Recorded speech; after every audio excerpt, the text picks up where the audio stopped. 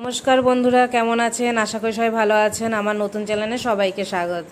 তো আজকে করব হচ্ছে কাঁকড়ার একটা রেসিপি। তা কাঁকড়াটাকে দেখুন মা ছাড়িয়ে নিচ্ছে ভালো করে। কাঁকড়া কাটাটা কিন্তু খুব ঝামেলা, কতবার যে কামড় খেতে হয় তার কোনো ঠিক নেই।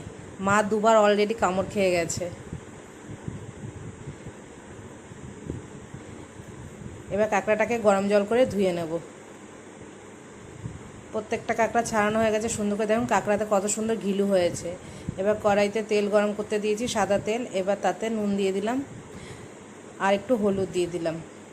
দিয়ে এবার কাঁকড়াগুলোকে সুন্দর করে ভেজে নেব। দাঁড়াগুলোকে একটুখানি ফাটিয়ে নিয়েছি, তাহলে মশলাটা বেশ দাঁড়ার মধ্যে ঢুকবে, খেতেও ভালো লাগবে।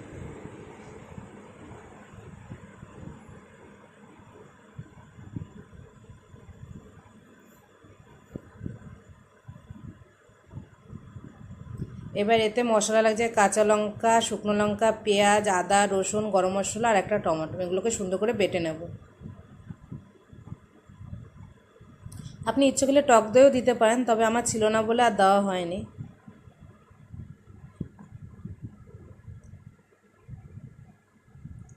এবার কাঁকড়াগুলো আমার সুন্দর ভাজা হয়ে গেছে। এবার মশলাটাকেও সুন্দর করে আমি কষিয়ে নিয়েছি।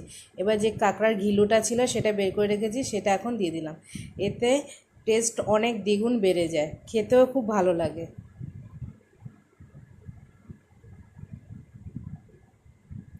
মশলাটাকে সুন্দর করে আস্তে আস্তে করে কষাতে হবে। এবার ভাজা কাঁকড়াগুলো এই মশলার মধ্যে দিয়ে দিলাম। এবার কাঁকড়াটাকেও সুন্দর করে আস্তে আস্তে করে মশলার সাথে কষিয়ে নেব। যত এই কাঁকড়াটা কষানো হবে, মশলা কাঁকড়ার ভিতরে ঢুকবে, তত খেতে ভালো লাগবে।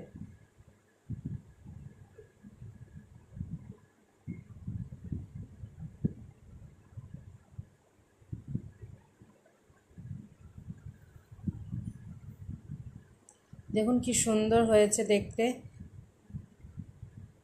আর একটু কাঁকড়াটাকে কষিয়ে নেবো সুন্দর করে। তেল ছেড়ে দিয়েছে, তবু আর একটু অল্প অল্প করে হালকা আছে, আমি সুন্দর করে কষিয়ে নেব।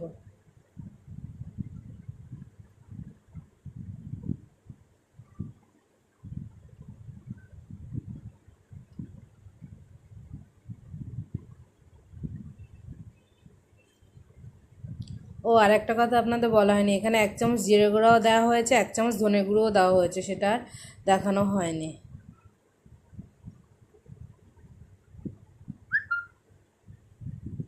দেখুন কতক্ষণ ধরে আমি কাঁকড়াটাকে কষাচ্ছি। গ্যাস কমিয়ে দিয়ে একদম আস্তে আস্তে করে কাঁকড়াটাকে কষাচ্ছি।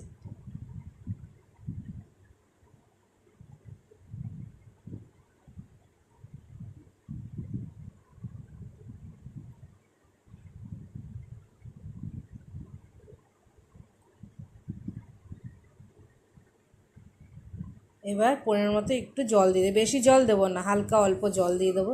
দিয়ে এবার সুন্দর করে কাঁকড়াটাকে এখন করে পুরো মিশিয়ে দেবো।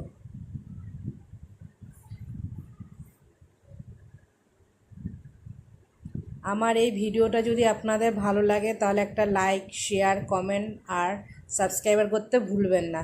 আপনারা ভালো থাকবেন, সুস্থ থাকবেন। আবার দেখা হবে আমার নতুন কোনো ভিডিওতে।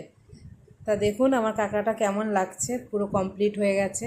দেখতে কিন্তু দারুণ হয়েছে। এবার খেয়ে দেখবো কীরকম হয়েছে, আর আপনারাও জানাবেন কেমন হয়েছে রান্নাটা। তাহলে আজ আসি।